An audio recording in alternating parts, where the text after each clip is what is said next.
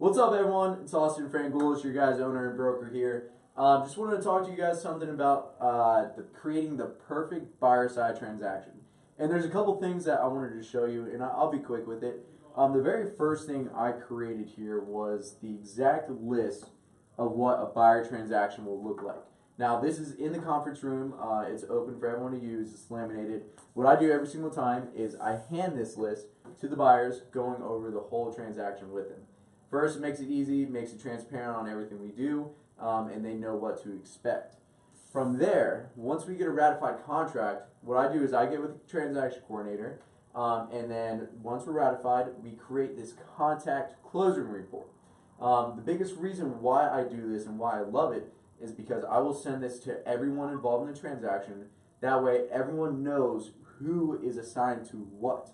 So, for example, we'll talk on this. We'll show exactly what address it is, who I'm representing, what date it was accepted.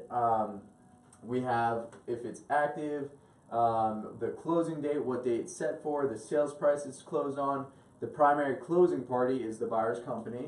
The property type, it's most of the time will be residential for us. And then we got the seller's names, the buyer's names, and then we have the seller's attorney, buyer's attorney, the listing agent, which would be me in this instance. We have the loan officer for the buyers. Then we have deadlines. So we have the home inspection contingency. We have the termite contingency of when those dates are due. We have when the date was done for the termite, who did it, and then we have the selling agent's contact info as well. So it has everyone's point of contact, everyone's like even for mine, my transaction coordinator on that one. Everyone's open in here, which is great because you send this to someone, they don't have to come to you asking, hey, who's doing what. It's all right here, which is gold. The very next thing I do for every single one is I bring up Wunderlist. What I created was a buy-side checklist for all my transactions. And what I do is I just copy and paste it over here on the side and then put the address to it. So I can create the same exact system for every single transaction, for especially buy-side. I do this on list side too, but buy-side is pretty important because I do it heavy. So I'm just going to run that with you guys on what it looks like. The very first thing I do is I love getting the buyer's phone number, email, their occupation, birthday, and their current address. It's all important info to know, especially their phone, email, occupation. Then what I'm going to do next, I'm going to send the ratified contract to the closing attorney and lender. Those are important people. I want to make sure they get the process started. Even the title company at that point as well.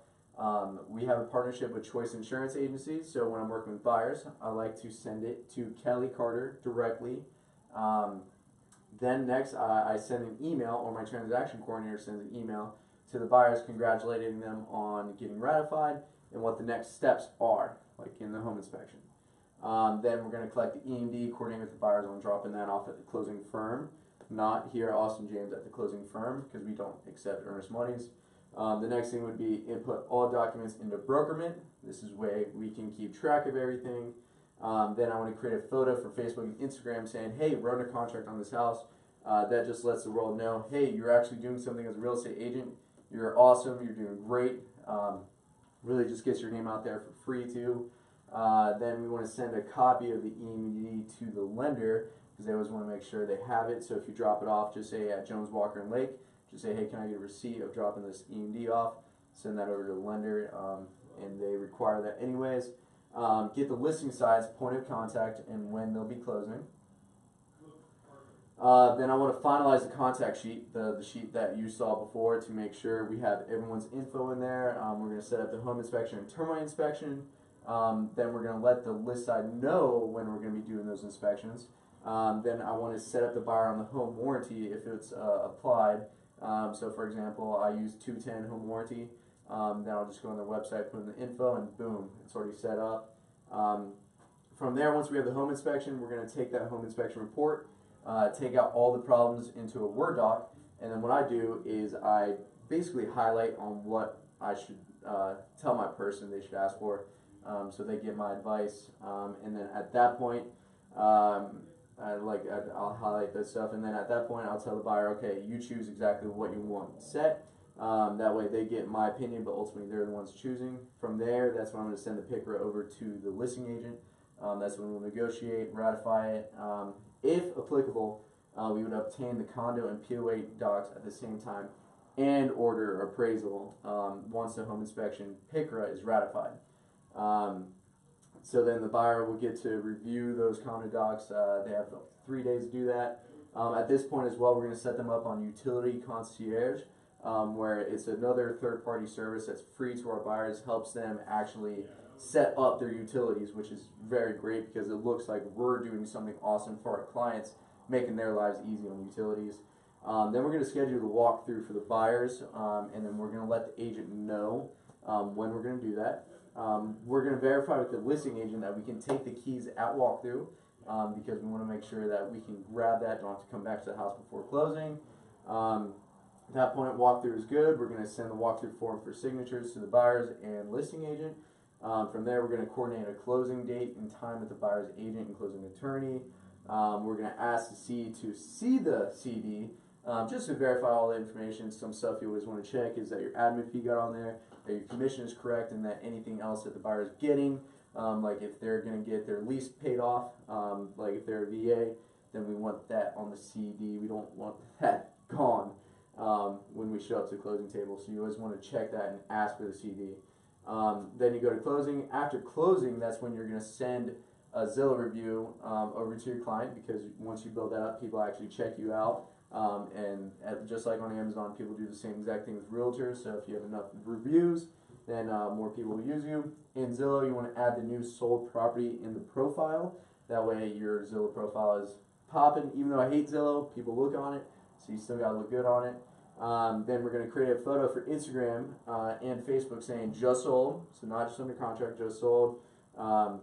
Sometimes people think it's two different houses, which is great because it looks like you're doing more, but really it's the same house now, it's just sold. Now we're going to send an email to the buyer thanking them for using our services and ask for a referral, the same thing, and if they ever need anything from us. We're also going to attach them this contractors list that I created. So if they ever need anything, just say, hey, refer back to the contractors list. These are all the people I've used. I love all of them. Please feel free to have their info and use them when you please. Then we're going to send the listing agent thanking them for being a great agent during the whole transaction, even though they may not have been. It's so great to just keep those ties. And then the very last thing is collect the commission check at the closing attorney, or tell them that you wanted it mailed here. But as long as it gets here, that's when we can actually file that stuff in QuickBooks and then get you guys paid as quick as possible. So I hope all of this helps. I know it's a lot, but honestly, by doing this every single time, I've created a system to where I don't even have to look at this. I already know what to do next. If you guys are just starting out, this is a really great point to start at. And what's cool is I can actually share this with you, so you can actually have access to this as well. So if you guys had any questions or ever need anything, feel free to reach out. And what? Comment below. Oh, and comment below if you have any questions for sure. I'll be happy to help you guys out. And again, please feel free to stop by the office. I'm here Monday to Friday. So if you guys need anything, always reach out. Take care, guys.